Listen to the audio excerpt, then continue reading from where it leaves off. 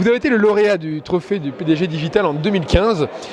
En quoi cela est-il important pour vous et pour votre organisation ? C'est important beaucoup plus pour l'organisation que pour moi. Pour moi, il y a un côté narcissique, voilà, on est heureux. Pour l'organisation, c'est extrêmement important parce qu'ils sont fiers. Et ils sont fiers d'être identifiés, ils sont fiers que leur patron soit reconnu par d'autres. Et donc ça donne de l'énergie, de l'audace et probablement de la force supplémentaire. Donc c'est pas du tout anecdotique, hein. Mais pour moi, en tant que personne, vous prenez une bonne douche froide après, ça vous fait du bien, ça vous ne monte pas la tête et ça va. Donc vous mettez souvent le passage de la culture du produit à la culture de l'information et maintenant à la culture de la recommandation. Quel rôle va jouer le digital pour Accor Hôtel pour transformer l'expérience client ? Il bouleverse tout, c'est-à-dire que en fait, il faut partir du principe qu'un client heureux ou un client malheureux va en parler. Et il va en parler sur les réseaux sociaux.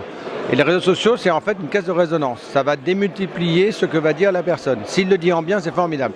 Malheureusement, ceux qui pensent du bien de quelque chose ne le disent pas. Mais 80% de ceux qui pensent du mal vont aller le mettre sur un réseau. Donc, il y a deux effets là-dessus. Il y a un premier effet, c'est que comme c'est sur un réseau social, ça veut dire que nous avons nous aussi accès en tant qu'hôtelier. Et donc, on a intérêt à aller regarder tous les jours ce qu'on dit de nous.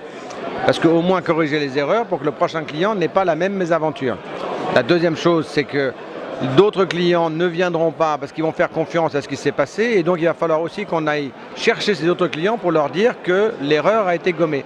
Donc en fait ça nous oblige à ouvrir les yeux, ça nous oblige à écouter ce qui se passe, ça nous oblige à probablement être au maximum tous les jours, mais on perd cette relation client parce que en fait vous apercevez que c'est d'ailleurs assez dingue dans le monde actuel. Vous avez quelqu'un qui ne va prendre une décision qu'après avoir regardé ce que quelqu'un d'autre en a pensé, alors qu'il n'a aucune idée de l'identité ni même de la culture de quelqu'un d'autre. Et pourtant, il va suivre sa recommandation parce que c'est un effet volume. Donc, on aime ou on n'aime pas, c'est le monde d'aujourd'hui et de demain.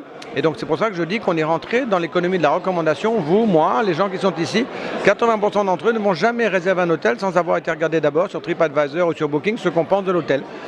Moi, il est très bien l'hôtel, il pourrait me demander à moi directement, mais non, enfin, sérieusement, c'est pas dramatique, ça donne un degré d'exigence et de discipline supplémentaire.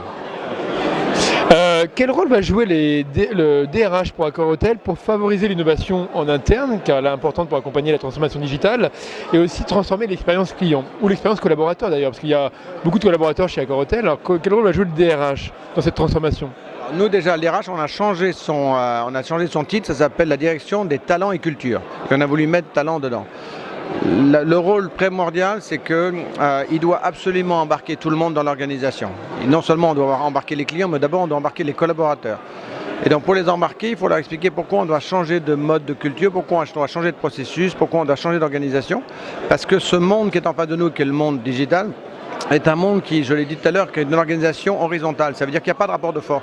Ça veut dire que le monsieur de 45 ans ou le jeune de 18 ans, ils ont le même pouvoir au sein de l'organisation. C'est pas parce qu'on n'a pas besoin d'attendre 20 ans pour pouvoir parler et pouvoir être écouté.